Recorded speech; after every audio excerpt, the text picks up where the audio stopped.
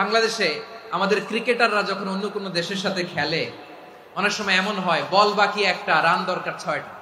বল বাকি কয়টা? পটুয়াখালী বুঝে নাই বোধহয়। বল বাকি কয়টা? রান দরকার। আপনি দেখবেন ক্যামেরাম্যান তখন গ্যালারিতে খালি দেখায় দর্শকদের যে কি অস্থিরতা।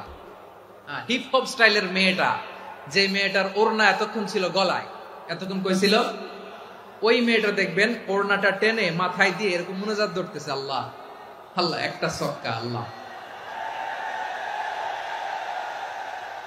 আল্লাহ আমার লাল সবুজের পতাকারে তুমি অপমানিত কইরো না আল্লাহ, ইন্ডিয়ার সাথে আমাদের খেলা, আল্লাহ আল্লাহ একটা ছক্কা, একটা একটা। পুরো পুরো খেলা জুড়ে এই মেয়ের ওড়না ছিল গলায়, কিন্তু যখন 1 বলে 6 রান দরকার, ওড়না চলে আসছে কোথায়? মাথায়। আবার মুনাজাত আছে না নাই? ঠিকই বাংলাদেশের দামাল ছেলে এমন এক শট মারলো, বল চলে গেল স্টেডিয়ামের বাইরে, ছক্কা, জিতে গেলাম আমরা। পুরো স্টেডিয়াম জুড়ে চিৎকার, হই হুল্লোড়, মৌজ মাস্তি। যেই মেয়েটা মাথার মধ্যে ওড়না দিয়ে এতক্ষণ সুবহানাল্লাহ সুবহানাল্লাহ বলে আল্লাহর কাছে দোয়া করেছে, ওই মেয়ে এখন আবার ওড়না ফেলে দিয়ে নাচা শুরু করে দিয়েছে। এ কথায় আল্লাহ তাআলা আমাদের চোখে আঙ্গুল দিয়ে জানিয়ে দিলেন, ফাইদা রাকিবু ফিল ফুলকি দা'আউল্লাহ মুখলিসিনা লাহুদ্দিন فَلَمَّا نَجَّاهُمْ إِلَى الْبَرِّ إِذَا هُمْ يُشْرِكُونَ।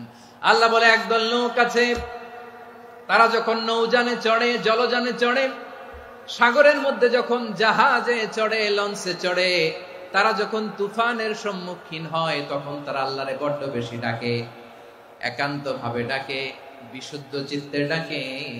আবার তুফান থেকে তাদেরকে সেফ জোনে নিয়ে, নিরাপদ জোনে নিয়ে যখন বন্দরে আমি আল্লাহ তাদেরকে ভিড়িয়ে দেই, ওই লোকগুলো আবার আমি আল্লাহর সাথে শিরিক করে। এরকম আছে না নাই? জাহাজে উঠছে, সাগরের মাঝখানে তুফান, ওই সময় দেখবেন আল্লাহ কারে কয়। এই কথা তো আপনাদেরকে বোঝানো সহজ, আপনারা তো নদীর দেশের মানুষ।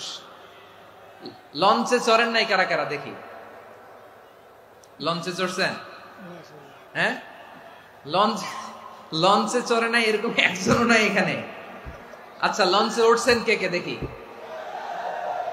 মাশাআল্লাহ মাশাআল্লাহ মাশাআল্লাহ। ঠিক আছে, আপনাদের বোঝানো সহজ। আচ্ছা, লঞ্চে উঠে তুফানের সম্মুখীন হয়েছেন, জলোচ্ছ্বাস, সবাই? মাশাআল্লাহ। তো এই ওয়াজ তো আপনাদের মুখস্থ, ঠিক কিনা বলেন? আমার বলার দরকার নাই, বলেন।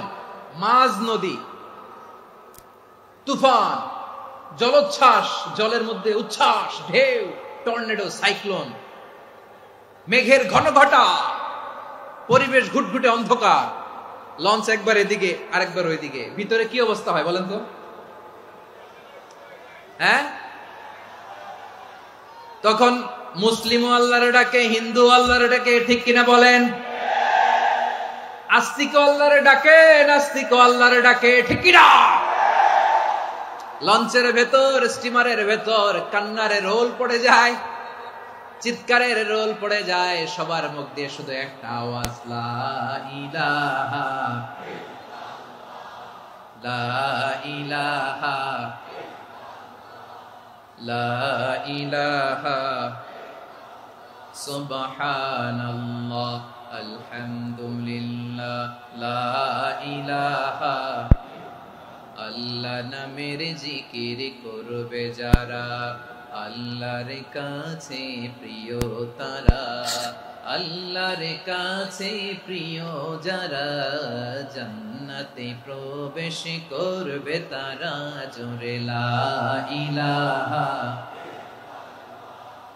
লা ইলাহা ইল্লাল্লাহ লা ইলাহা ইল্লাল্লাহ মুহাম্মাদুর রাসূলুল্লাহ সাল্লাল্লাহু আলাইহি ওয়াসাল্লাম। আমার প্রিয় পটুয়াখালীবাসী, তাহলে লঞ্চের ভেতরে যখন আমরা তুফানের মধ্যে পড়ি, তখন সবাই মিলে আমরা একটা নামের জিকির করি। নামটা কার? মুসলমানেরাও ডাকে, হিন্দুরাও ডাকে, আস্তিকও ডাকে, নাস্তিকও ডাকে, সবাই ডাকে একজনকে। তিনি কে? আবার দেখবেন ওই আল্লাহ তুফানের পরে, ঝড়ের পরে ওই লঞ্চটাকে যখন সদর ঘাটে ফিরিয়ে দেয়, আবার আমরা নাফরমানি শুরু করে দেই। সে কোথায় আল্লাহ বললেন, ফাইদা রাকিবু ফিল ফুলকি দা'আউল্লাহা মুখলিসিনা লাহুদ্দীন ফালাম্মা নাজ্জাহুম ইলাল বাররি ইযা হুম ইউশরিকুন। সাগরে যখন তুফানে পড়ে আমি আল্লাহর ডাকে, আবার আমি আল্লাহ যখন বাঁচিয়ে দেই, আবার আমি আল্লাহর সাথে শিরিক শুরু করে। আমরা কি এরকম হতে চাই নাকি? এরকম করবেন? হ্যাঁ না, আমরা তুফানে পড়লেও আল্লাহরে ডাকি, আবার বাঁচায় দেওয়ার পরেও ডাকি কারে? আল্লাহকেই ডাকি। বিমানের মধ্যে মাঝে মাঝে দেখবেন যে এয়ার টার্বুলেন্স হয়, জানেন? এয়ার টার্বুলেন্স জানেন তো? মাঝে মাঝে বিমানটা বাউন্সিং করে, বাম্পি, ভেরি বাম্পি ওয়েদার। শোনেন নাই? 40,000 ফিট উপরে যখন থাকে তখন পাইলট মাঝে মাঝে বলে, dear passengers, ladies and gentleman, right now we are flying 40,000 feet above the ground and we are passing very air turbulence, very heavy air turbulence right now. Please fasten your seat belt. দেখবেন মাঝে মাঝে বলে যে, ভদ্র মহিলা, ভদ্র মহোদয়গণ, আমরা 40,000 ফিট উপর দিয়ে যাচ্ছি আর এয়ার টার্বুলেন্স ফেস করছি, মেহেরবানি করে আল্লাহর হস্তে সিট বেল্ট বাঁধুন। তখন বিমানটা এরকম বাউন্সিং করে, শেকিং করে। আপনারা মুখোমুখি হয়েছেন? ইদানিং এই এয়ার টার্বুলেন্স বেড়ে গিয়েছে। গত বছর আমার ইন্টারন্যাশনাল অনেকগুলো ফ্লাইট ছিল, তো আমি দেখলাম যে আগের ফ্লাইটগুলোর তুলনায় এখন এয়ার টার্বুলেন্স খুব বেশি। আমি একটু রিসার্চ করে দেখলাম, ক্লাইমেট চেঞ্জের কারণে, জলবায়ু পরিবর্তনের কারণে আকাশের বাতাসের মুভমেন্টে পরিবর্তন হয়েছে, ফলে এখন বিমান শেকিং করে বেশি, বাউন্সিং, বাম্পি ওয়েদার। তো বলেন তো, 40,000 ফিট উপরে যখন আপনি, কয় হাজার ফিট? সবাই বলুন কয় হাজার ফিট? 40,000 ফিট উপরে যখন আপনি, তখন যখন বিমানটা এরকম বাউন্সিং করে, সবাই যখন ভমিটিং করে বিমান নষ্ট করে দেয়, বমি করে, তখন বাঁচানোর কে আছে আল্লাহ ছাড়া? কেউ আছে? ওই মুহূর্তেও সবাই মিলে একজনের ডাকে আওয়াজ করে বলেন, তিনি কে?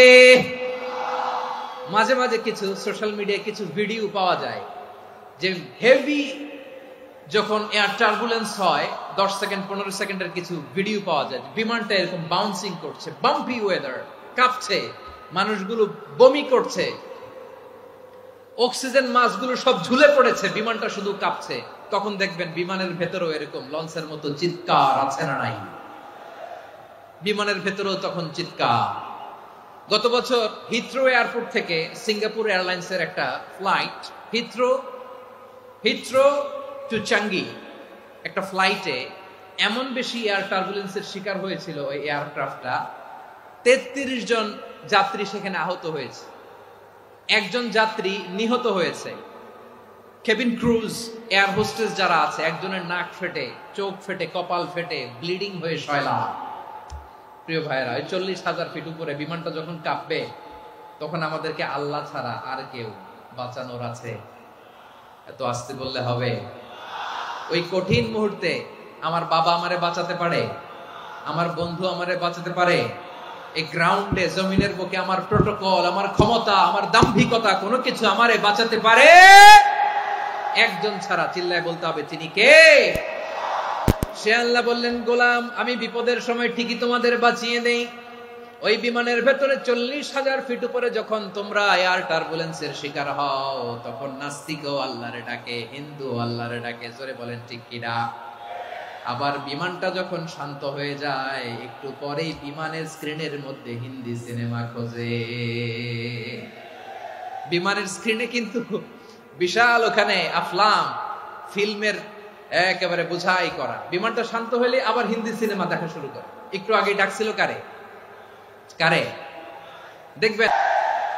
তাহলে আল্লাহর ভয়, আল্লাহর প্রতি আস্থা, বিশ্বাস, ভালোবাসা, এটা কি ক্ষণিকের জন্য? মানে আমার যখন লাগবে তখন আল্লাহর ইউজ করবো নাকি?